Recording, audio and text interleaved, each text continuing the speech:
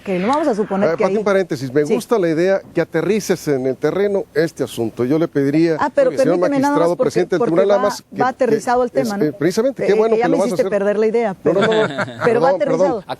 Mira, en el tema de lo que estás comentando, el andamiaje se dice, y tú dices que se preparen los chicos porque los de derechos son los que más están egresando y todo aquello. Tenemos en las cárceles, en general en México, 75% de los que están ahí metidos es porque se robaron un celular o porque robos menores. Estás hablando de robos, de delitos que no superan 6,000 pesos. ¿Qué va a pasar ahí también?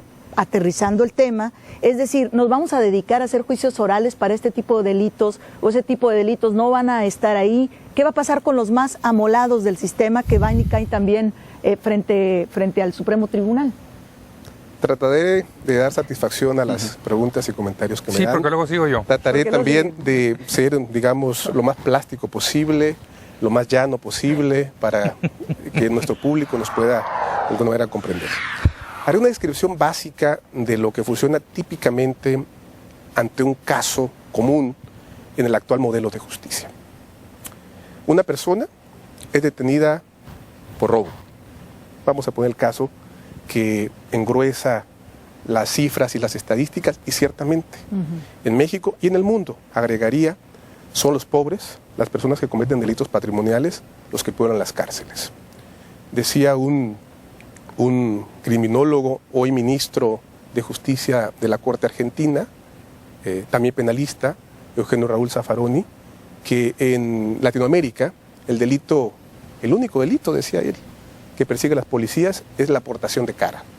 Esto es, las policías suelen concentrarse, obrar de manera selectiva sobre las personas que poseen un cierto estereotipo y generalmente son los pobres. Y en el caso de México yo le agregaría que el principal delito que han cometido la mayoría, que como decía Pati tiene razón, casi el 80% de los casos por robo, es no tener dinero para pagar un buen abogado. Es correcto.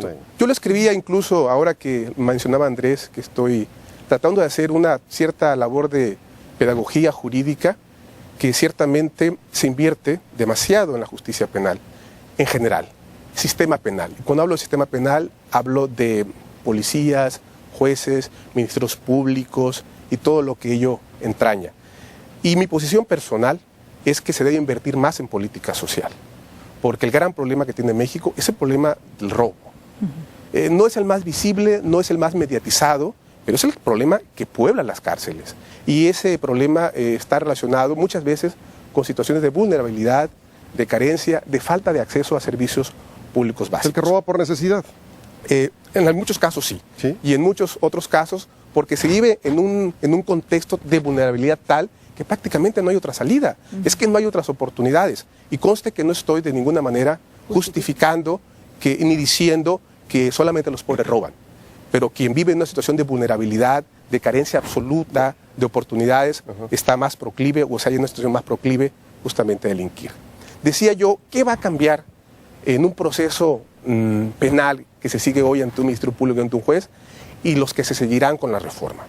Hoy, el Ministerio Público tiene la función de recabar las pruebas, de ordenar las pruebas, dirigir la investigación, en la fase que se conoce como averiguación previa. Lo que él hace, lo que él practica por sí y ante sí, es posible llevarlo ante un juez y eso conserva el valor probatorio tal cual hubiera sido desahogado ante el propio tribunal. Nadie revisa eso. Lo revisa el juez, sí, pero, bueno. Pero la ley establece que lo que practicó el Ministerio Público conserva el valor, claro. Tiene valor como tal. 90% es legítimo. Sí, claro. ¿Qué va a pasar con la reforma? No es un dato menor. Todos los elementos probatorios que recoge el Ministerio Público para tener valor convictivo tienen que ser puestos a consideración de un juez. Y será él el que determine si tienen o no valor de prueba. Parece un tema menor, pero es verdaderamente un cambio de paradigma. ¿Por qué? Porque lo que el Ministerio Público hoy puede practicar ante sí y por sí, ahora requerirá de la validación de un juez. ¿Se le da más poder al juez? Se le da mucho más poder al juez. Y se le quita al ministerio. Está, sí, pero ahí también está el meollo, ¿no? De cómo se va a cuidar la honorabilidad del... No, es que en alguien tienes que descansar ese poder. Y bueno, ¿y cuántos casos no hay donde los criminales salen libres por una mala averiguación que integró el Ministerio Público. Y dice el juez, pues es que si viene la averiguación, lo tengo que dejar ir. Y este es el punto con el que yo iniciaba. Creo que tenemos que transparentar el ejercicio del poder punitivo. De eso se trata esta reforma. Se trata de establecer institucionalmente las bases para que el ejercicio del poder más duro del Estado pueda darse en condiciones de visibilidad. Y eso implica la posibilidad del control por los ciudadanos. Hoy, ante un modelo que hace o que produce lo que Víctor señalaba, que las decisiones no sepamos bien quién las toma, cómo las toma, que no se las explique a nadie, pues evidentemente tengamos suspicacias de que esa decisión sea justamente alentada por el principio de estricta sujeción a la ley. Decía yo que esta reforma es importante y diría la más importante de todas las que se han hecho en la Constitución, precisamente por esa nota. Es una reforma, yo he dicho muchas veces, política. Bueno, ¿y por qué política? Me han preguntado, si no tiene que ver con las elecciones, no tiene que ver con la jornada electoral, no tiene que ver con los partidos políticos. Bueno, precisamente porque toca el nervio más profundo del Estado, el poder de castigar, la administración del castigo. Y esta reforma redefine las reglas, porque nuestro modelo hoy es muy insatisfactorio. No protege adecuadamente los derechos de las víctimas, pero tampoco protege adecuadamente de los acusados. Y tenemos los informes de Amnistía Internacional, de otros organismos internacionales que han puesto en entredicho justamente la forma en que el Estado mexicano está procesando a muchas personas. Hay muchos casos, magistrado, incluso de detenidos, presuntos homicidas, que han sido salvajemente torturados y el juez ni siquiera los ve, el juez ni siquiera se entera. Es más, ni le presentan al detenido y decide el juez en la soledad de su oficina. Eso es terrible lo que está pasando y lo vemos, lo seguimos viendo, ¿no? Y ahí tiene todo el monopolio del ejercicio de la justicia, el Ministerio Público, que está bajo el mando del Procurador de Justicia, y el Poder Judicial, que es quien tiene la decisión, solamente califica y juzga. Una de las decisiones políticas más importantes de un Estado es establecer las condiciones bajo las cuales determina que una persona es culpable y es merecedora de un castigo. Esa decisión política está reflejada en primera instancia en su Constitución y luego sus códigos de procedimientos penales. Decía un clásico que nos podemos dar mejor por enterados o percatarnos del estado de salud, de democracia de una sociedad, leyendo su código de procedimientos penales que embarcándonos en lecturas de biblioteca de ciencia política.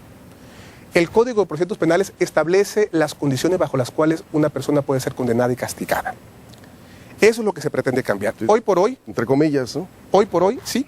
Esperemos que no entre comillas, esperemos que auténticamente. Y ese es el compromiso, y esa es la voluntad. Pasando, magistrado. La inquietud, Víctor, y que además yo comparto, corrígeme si no es así. En México y en Sinaloa se tiene presuntos culpables o se tiene potenciales culpables y no presuntos inocentes. Es decir, en muchos casos, y además los medios de comunicación abonamos, para que dependiendo de lo que convenga y de que alguien haya hecho algún trato ahí, porque los apellidos pesan, desgraciadamente. En todas partes.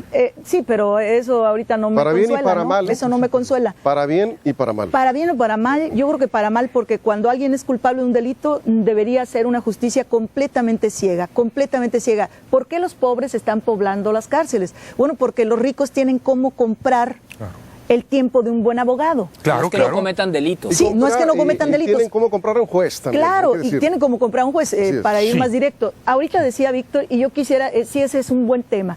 En el caso hay que recordar este caso de chico de presunto culpable de la película sí, Zúñiga se llamaba, ¿no? Me tocó entrevistar a Rafael Heredia, que es el abogado que llevó el caso. Él me dijo, yo le preguntaba, ¿y qué va a pasar con este documental? Algo va a pasar porque hay muchos inocentes en las cárceles. Tiene que cambiar cómo se aplica la justicia en México, dijo, y enfatizó, Víctor, lo que tú acabas de enfatizar, los defensores de oficios. Es decir, la persona más amolada, ¿cómo va a tener para comprar ese abogado, el tiempo de ese abogado, que es carísimo, pero que además es bueno, porque tiene buenas relaciones y todo aquello, y el otro no tiene una defensoría de oficio capaz, que se interese por defenderlo, que es lo que tú decías también en un momento de tu participación, que a mí me parece fundamental, sobre todo con estas reformas. Sí, yo quiero referirme a lo que Víctor ha dicho. Él ha hecho una aseveración, entiendo en lo general, de que se compran jueces. ¿Y a poco no? En el caso del Poder Judicial del Estado, ¿a poco no? Si hubiera un juez que es motivado a dictar resoluciones bajo esas circunstancias, y los ha habido, inmediatamente se activan los procedimientos de control y han sido destituidos. Díganos, magistrado, ¿cuántos jueces han sido cesados o procesados penalmente por corrupción en Sinaloa? En el caso del Poder Judicial no tiene competencia para perseguir penalmente los delitos. Es una facultad constitucional del Ministerio Público. En 2010... Perdón. Quien lo tenga que hacer, ¿sí? ¿Se ha hecho? Eso es importante. Quien lo tenga que hacer, que todo el mundo asuma sus responsabilidades y las asuma a plenitud. En el Poder Judicial, cuando hemos advertido, hemos encontrado que algún juez se ha apartado de los principios básicos, indeclinables de la función judicial, que es la legalidad, la imparcialidad, la objetividad, hemos actuado en consecuencia. Perdóname, pero ya está hablando usted como el gobernador, como el procurador de justicia. ¿Cuántos casos este año? ¿Cuántos casos el año pasado o en lo que va de su administración? En este caso se destituyó a una juez. ¿Una? La de la CFE, ¿verdad? El año de 2010 se destituyeron a 2 jueces. Y porque fue un escándalo nacional. No es tema menor. Y porque fue un escándalo nacional. El Supremo Tribunal inició los procedimientos de responsabilidad y encontró que había ahí faltas a principios que regula la ley y aplicó las sanciones correspondientes. No es tema menor. Pero el asunto no lo iniciaron ustedes. Importante. Ustedes no iniciaron este caso. Sí, desde luego que sí. Desde luego que sí lo iniciamos. Cuando CFE da a conocer públicamente esta investigación, resulta que el Poder Judicial ya había destituido a los jueces. Lo había hecho con antelación. Y muy precisamente la CFE, con la información que nosotros les proporcionamos, es que pudo dar esta información nuevamente como si fuera el inicio de la investigación. Ellos estaban cesados, ya, con antelación. Pero ¿cuántos casos tenemos de delincuentes que han salido inexplicablemente? Esto sí es este tipo...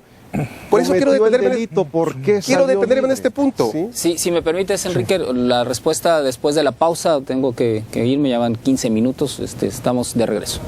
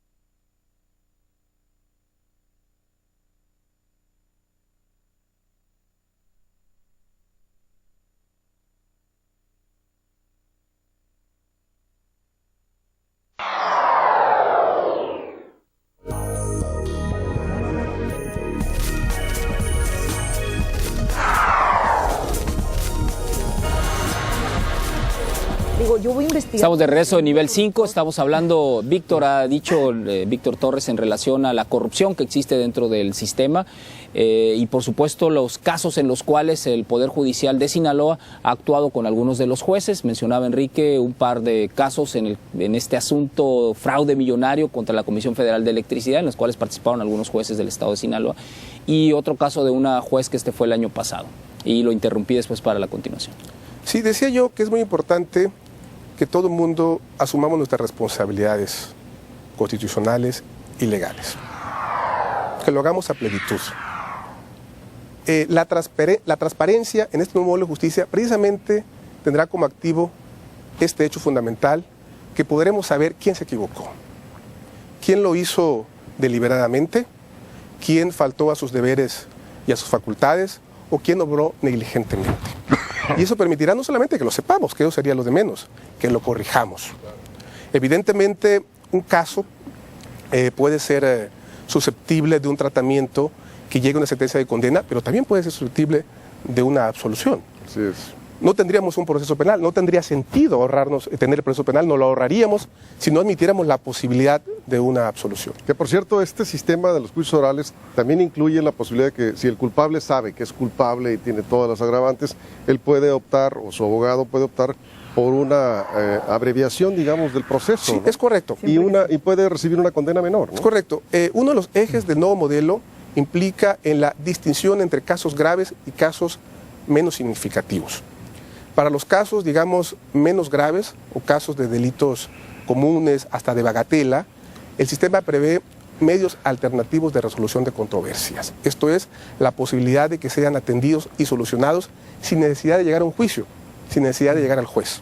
Claro. También establece la posibilidad de que cuando haya ciertas características o ciertas condiciones como una detención en flagrancia, una admisión de hechos por parte del propio acusado, se pueda convenir un procedimiento abreviado en el que lisa y llanamente se entra a la fase de dictado de sentencia. De volada, ¿no? Rápido. Con la posibilidad de un convenio legalmente reglado, reparación del daño, entre el Ministerio Público, la víctima y el propio acusado. Porque aquí lo fundamental que se rescata es el resarcimiento del daño de las víctimas. Porque hay un cambio también en la concepción del proceso en cuanto a que lo que se busca es la solución del conflicto y no invariablemente el castigo por el castigo.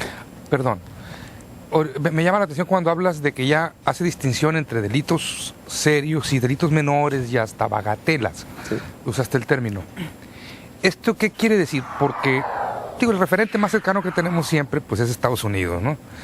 Por ejemplo, en Estados Unidos, para delitos menores, etcétera, ya ni siquiera contemplan cárcel. Ellos tienen el concepto de servicio comunitario, etcétera. Es decir, en lugar de meter un tipo que se robó un celular... También lo contempla el sistema de juicios orales, ¿sí? ¿Eso viene para acá también? Sí, claro. Esa posibilidad, es decir... La posibilidad, sí, desde luego. Lo que decías ahorita...